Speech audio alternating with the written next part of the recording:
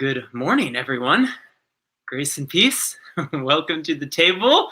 I know probably a number of you might be wondering, like, why the time change? Why the switch? And it's because two very good friends of mine and many people here at the table, Lance Westbrook and Aaron Brown, are getting married this evening. And Lance in particular was actually really, really instrumental in some of the why behind us starting this community, the table. So that's a whole story I won't go into, but needless to say, a lot of people are connected to Lance. And so I realized pretty quickly a lot, like maybe over half of the folks that help put on this service each week were going to be unavailable this evening. And it's like, I really didn't want to just replay a previous service or something. So I've kind of pulled in a few folks to help us get something going for this morning. So I'm grateful. Thank you to everyone who's pitching in, and it's really great to be with all of you in this new time. So let's see. We are in part 11. Oh, and before we jump in, y'all notice new background? No, it's Maggie and Mindy, my wife and sister-in-law, have built a new panel wall. I think that's what they call it. So I think it's fancy. It's great. So. All right, we are in part 11 of our series. This is going to be the finale on the Gospel of Luke, and I hope you've enjoyed it. I hope you've kind of learned something, maybe gotten a different angle, just a deeper understanding of Christ, a different angle on the Gospel. And so the title of my message today is A Secular Age, and by the way, I was rereading my notes like on this morning, and I was like, oh my gosh, this is a very ambitious message. I think it's possible I might be trying to cover just too much. So, and there's kind of, different kinds of messages. There's like the inspirational uplift message. That was kind of like a little bit of last week. And then there's like the practical, how do I live my life message? And then there's a message like this, which is, I don't even know what, it's a lot. It's just a lot. It's a lot of history. I think in ways I'm trying to kind of reframe how we engage our culture and to help us how we view our culture and then how we live.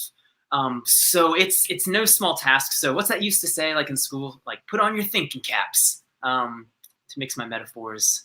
Buckle up. Here we go. Lord help us. So, all right, our primary text is going to be Luke 24, verses 9 through 12. And the context for this, of course, it's describing the story of the resurrection of Jesus and people encountering the empty tomb. All right, verse 9. When this would be a group of women, came back from the tomb, they told all these things to the 11 and to all the others. It was Mary Magdalene, Joanna, Mary, the mother of James, and the others with them who told this to the apostles. But they did not believe the women, because their words seemed to them like nonsense. Peter, however, got up, ran to the tomb. Bending over, he saw the strips of linen lying by themselves, and he went away, wondering to himself what had happened. So if you were here for my Easter message back in April, then you'll kind of hear similar themes. I'm drawing on these similar ideas, and I honestly don't know why this keeps happening to me, but every time I go to write a message about the resurrection of Christ, I am instantly drawn to questions, not simply about what people believe, but the very parameters for what people and cultures find believable. Can you hear kind of the difference there? In other words, what is it that any given culture considers like within the realm of the possible or the potentially believable? And the reason I'm kind of bringing this up is because I think as a culture, many folks, when it comes to resurrection, are just kind of like, I can't really go there. And I think it's because it's kind of falling outside the realm of the believable. What we find even possibly like acceptable. So now here's the thing. On its surface, you could say that our era, our cultural moment, and that of the Bible are very similar because, of course, in the passage we just read, Luke 24, you have the narrator saying they did not believe the women because their words seemed to them like nonsense. And in a similar way, for many people today, the resurrection, it's just kind of outside the realm of the believable. It's just kind of, the stuff about peace and love and joy and love your enemies, and you're like, that's yes. But this resurrection stuff, like, it's sort of nonsense. But there's a key difference between our culture and that culture. And that difference is what I named a moment ago. The disciples believed it was nonsense, not because they found the idea of God, of miracles, or even the concept of resurrection itself nonsense, but because they were skeptical that this moment was really the moment when God's new world was breaking through. Because of the crucifixion, they had really lost hope completely that Jesus was who he said he was, God's promised Messiah, the deliverer who would save his people from their sins. And so they found it nonsense, not because if you ask them, do you find the idea of resurrection nonsense? They'd be like, no, of course not. Like, I believe at the end of all things, God will raise us and we will be judged and, et cetera. Like, they could have rattled off. They found that idea acceptable. Again, it was just this moment. They were like, I don't think this is not how the story's supposed to go. So that's why they found it nonsense. Whereas in our cultural moment, it's different. We are living in what the philosopher Charles Taylor has called a secular age. And I want to name up front, I have drawn very, very heavily from both Charles Taylor and a lecture by James K. Smith, where he's kind of popularizing and helping explain Charles Taylor. I've drawn really heavily from them both to kind of understand this moment we live in. Now, I think the best way to sum up what Charles Taylor means by a secular age, he wrote a big old book, 900 pages, called A Secular Age. It's to name that, so a secular age is basically naming that before about the year 1500 AD, so like 500 years ago, belief in transcendence, this is something beyond this world, God, the spiritual, the possibility of miracles, resurrection, etc. Like that, those ideas, that was just a given. Like, it was just a foregone conclusion. Everyone was a believer, pretty much everyone. Fast forward though 500 years, and we've undergone some really, really massive shifts. Now it's totally acceptable to, not believe in God, especially among younger generations.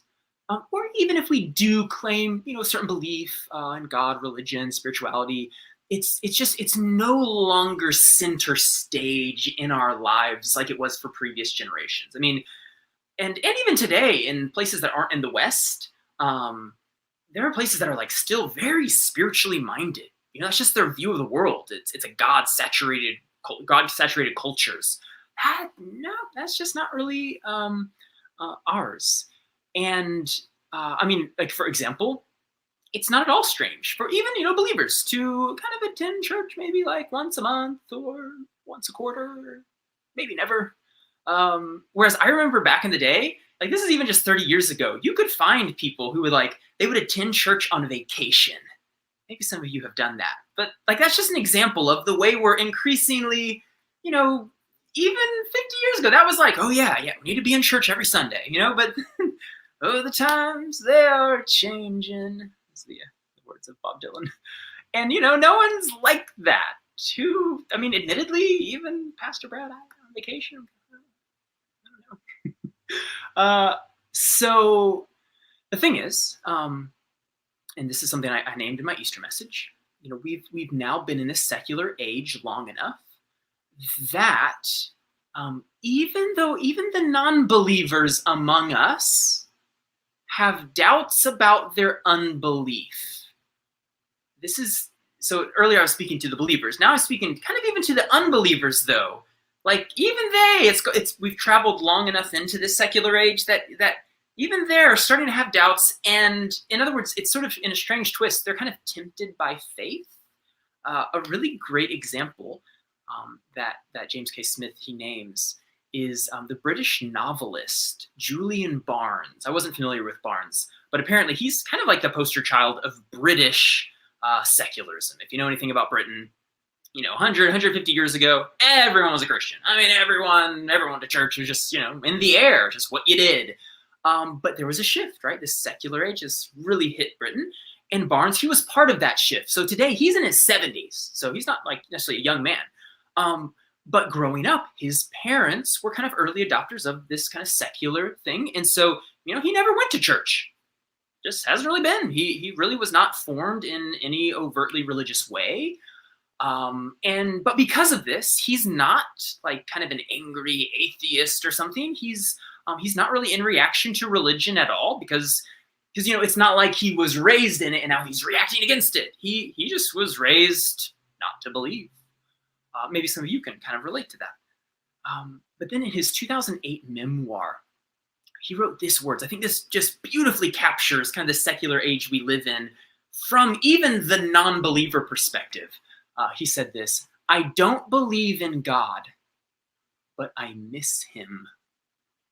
Isn't that fascinating? I don't believe in God, but I miss him. Which is why, to say we live in a secular age, notice I'm not saying that we live in the age of godless atheism or we live in the age where no one's religious anymore. No, that's not quite it. Instead, I want to give you two kind of descriptions of what it is to live in a secular age. Basically, a secular age is when, number one, all beliefs, no matter which road you're going, all beliefs are deeply, deeply questioned and doubted. In other words, there's no overarching story or account of reality that everyone just takes as the default. And this is why when, for example, you meet your new neighbors, right? If you did this 100 years, 150 years ago, and I'm just thinking of the US context, you pretty much knew roughly what they believed, probably. Whereas now, like, you cannot assume, people are on your page. Like when you meet new neighbors, right, you can't assume like, oh, they probably believe like me. But like, no, you kind of have to feel it out. Is this, okay, are they religious? Are they not religious? If they are religious, what kind of religion maybe do they follow? And this is even more true the closer to the coasts you get in the United States, or the closer you get to any city, or the younger the person you're talking to, right? The more one of those three things is true, the more kind of, in a sense, careful you have to be to not just assume they believe whatever you believe. In other words, if you're talking to a person in their 80s from rural Kansas, well, they're probably raised Christian and at least would call themselves Christian, even if they're not like church-going folks. Whereas if you talk to a teen from Los Angeles, like, who knows? They could believe any one of like a dozen things. So everyone is in these very different places, which means everyone has the experience of having their own beliefs kind of questioned simply, at the very least, just because people around them don't believe the same. And so you're like, oh, who's right? Maybe I'm wrong. We kind of have this experience.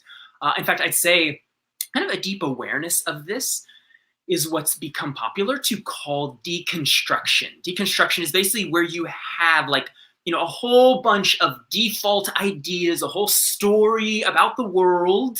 It's often kind of in a Christian framework, but whether through, friendships or, going to school or reading books or listening to podcasts or, whatever, but you kind of have those beliefs, those assumptions about this is how the world works. This is the story to believe, deeply questioned and interrogated. And suddenly you're left in a place of reeling, of like, well, what even is true anymore?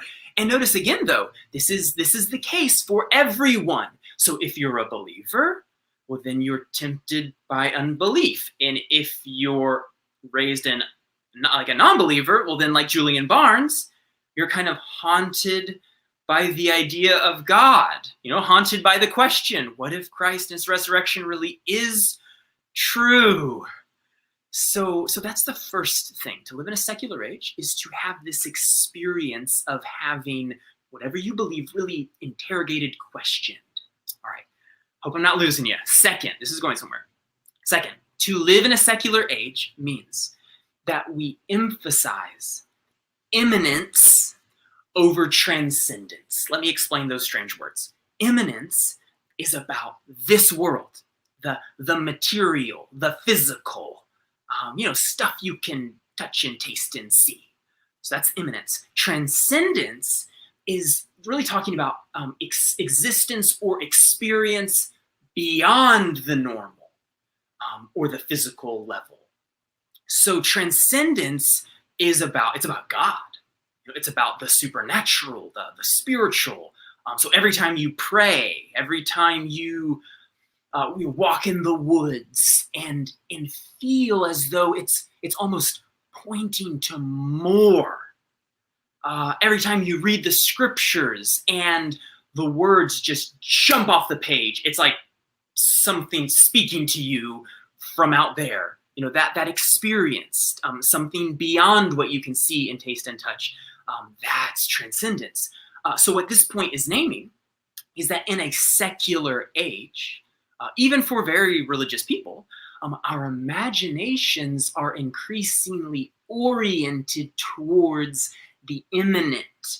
You might even say that even our religious practices are losing a sense of transcendence, that now it's about much more immanent things. And by the way, this isn't like totally bad. For one thing, God became flesh, right? God cares about the material world. God cares about our social and political realities and how we all treat each other. And even the Lord's Prayer is that God's kingdom would come, God's will would be done, where? On earth, as it is in heaven, right? What's that prayer saying? That may the transcendent kiss, may it come among us in immanent ways, right? So just to be clear, that's great. But notice, in this secular age, it's very easy, even as religious people, to so emphasize the immanent that we begin to lose touch with the transcendent. So, for example, imagine a church that gathers in small groups and cares for one another's relational emotional needs. A church that brings meals to the sick and speaks up about political injustice, that volunteers and donates to the local food pantry. A church where the pastor texts people once a week to check in. I'm sure it's hard for you to imagine this kind of church, but stretch your imagination. So imagine that kind of church. But over time, what if they kind of so emphasized all those things, but they stopped praying? Because who even knows how all that works? And then imagine just kind of stopped worshiping and slowly stopped really speaking about God at all, and instead became totally immanent. And I think, I'm not saying that's kind of what we've done at the table. I'm saying, as in living in a secular age, that is no doubt what we are constantly tempted towards. But what I'm naming tonight is really that's kind of a hallmark of a secular age. And what it misses, this is the key, is that we cannot forget this, that it's the transcendent that orients us, that guides us towards beauty, love, truth, goodness in our immanent day-to-day world. If you don't hear anything else I said, because if you're wondering where are you going with this? Why does this even matter? You're supposed to love people, Well, this is why. Because it's the transcendent that orients us towards beauty, love, truth, goodness in our immanent day-to-day world. This is the Christian theologian Hans Urs von Balthasar, a man with the craziest name, but I quote him often. He put it this way. He said, whoever begins to sneer at the idea of beauty, in other words, at the very concept of the beautiful, he said that eventually they will no longer pray and soon will no longer be able to love. Can you kind of hear how he's connecting these ideas? In other words, and he's naming, they hang together. It's the transcendent, it's the beauty of Christ. The idea that he is ultimate reality itself. And then my job as a Christian is to orient and center my immanent day-to-day life on the transcendent, right? In other words, for heaven to kiss earth, in my life. But what happens if I lose the transcendent? What happens? I'm losing my North Star. I'm losing my compass, my orientation for my imminent day-to-day life. This is why, as a pastor, I care really deeply about this. And sometimes this actually can, I think, really happen, not just in one person's life. Like, it's not like we're kind of living in a way and we have certain ideas and ways of viewing God, and then we maybe lose that or start drifting from that, and then our personal lives just fall apart and we just start living in anti-Christ ways or something. More often what happens, this happens kind of generationally. It's kind of gradual. So, for example, let's say mom and dad, we go through a season of kind of deconstructing the faith, and maybe that leads us to a place where we kind of stop orienting our lives on the transcendent, because it's just a big question mark for us. It's like, yeah. So, but what do? In our imminent lives, right, our day-to-day lives, well, we continue to live out the values of the Christian faith. But what happens? But their kids, right, who maybe never learned to pray, who never learned that God is love, who never learn the stories of Christ that would lead them to assume an insane idea like, right, which we just start taking for granted, something like this, that everyone, regardless of wealth or status or power, are the beloved of God. And not only are they the beloved of God, they are worthy to be treated with dignity and respect and be fully included in churches and families and community society. That, by the way, is a truly beautiful and completely insane idea that makes no sense from an imminent materialist, naturalist way of viewing the world, right? It is rooted in, or it's relying on something transcendent, right, to actually make a claim like that. So mom and dad continue to live and vote, as though that's true, but the kids, right, maybe pick up a little bit of it. But for sure, by the time you get the grandkids and the great-grandkids in this trajectory, you can see that they're losing the transcendent and thus eventually lose that way of being in the world. All right, so those are kind of two descriptions of what is happening in our secular age. So number one, all beliefs are deeply questioned and doubted. Number two, we emphasize immanence over transcendence. Now, this thought causes in certain circles of Christendom, like a lot of anxiety. And people start kind of railing against this godless secular age, and bemoaning, like, why don't people come to church anymore? Whatever.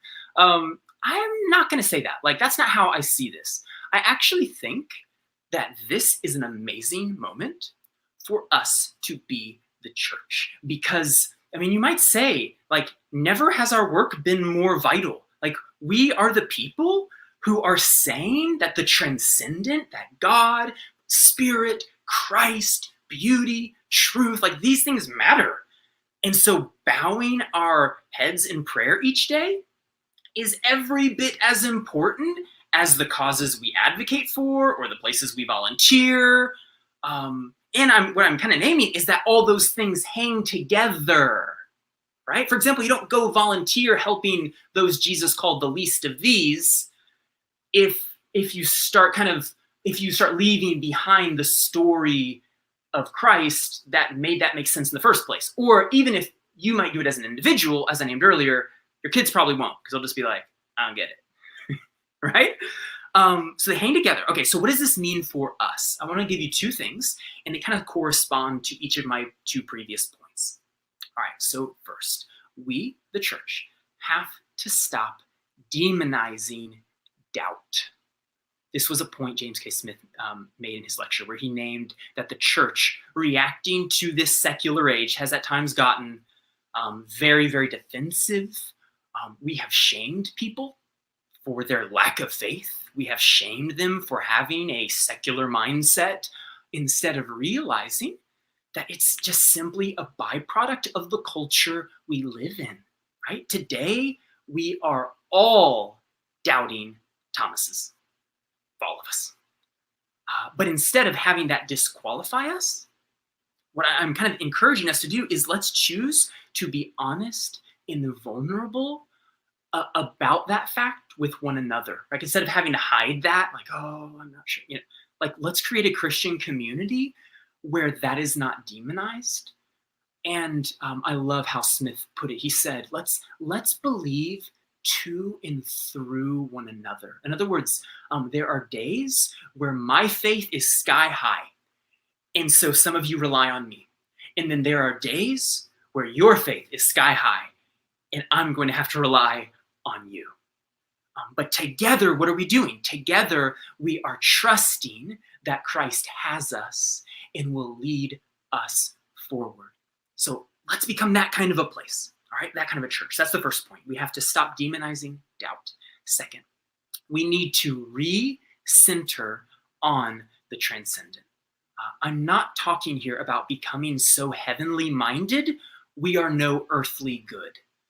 Honestly, in a secular age, that's not our main problem.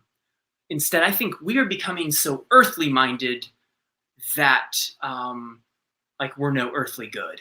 In other words, if we are as caught up in anxiety, fear, if we're in as much despair, if we have started to cynically sneer at truth and beauty, if we've stopped praying, your kingdom come, your will be done on earth, if our spirituality is just kind of an add-on, if church is just, that's nice to have, if we shrug our shoulders at transcendence, then our danger is that either we, or at the very least the generations watching and listening to us, will become no earthly good.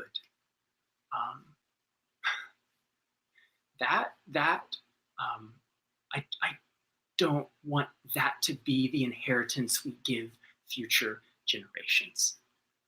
I don't want them to learn from us, like to lose the story, to lose the plot in such a way that even if we maybe keep on going, like maybe they eventually sneer at beauty and no longer pray and then are no longer able to love.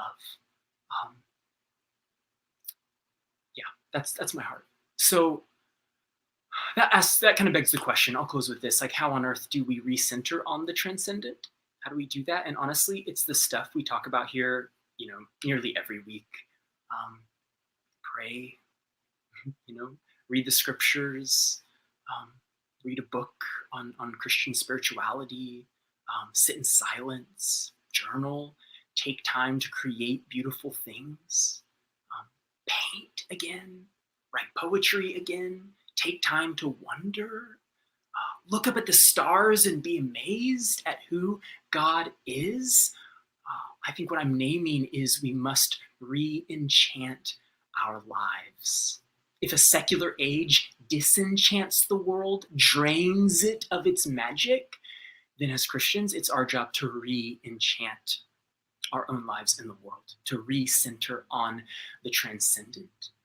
And then maybe, just maybe, when we hear of the resurrection of Christ, instead of thinking, well, that's just a little too much, instead of like the disciples saying, well, that sounds like nonsense, maybe we can actually believe again, trust again. Maybe then we can be like Peter, who goes to the empty tomb and begins to think to himself, might this wonderful thing be true? All right. By the way, if you're interested in Charles Taylor or Smith's books, I'd actually recommend James K. Smith's book, How Not to Be Secular. Basically, he takes Charles Taylor's massive book and kind of like puts it into a smaller, more condensed, easily digestible thing. So if you're really brave, you can go for Taylor's 900-pager. Good luck. But Smith's count is a lot easier. So I think Sarah's going to go ahead and link to those in our comments below. All right, let me pray for you. Lord Jesus, I thank you for this little outpost of the kingdom. And I ask, God, that in the midst of a secular age where it seems like a lot of folks are losing the plot, God, may we continue to trust. May we continue to have faith. May we continue to believe and live into your story, God, the story that makes sense of our world and that I believe is really the hope of the world. Christ, you are the hope of the world. May we be faithful to that message. In the beautiful name of Christ, I pray.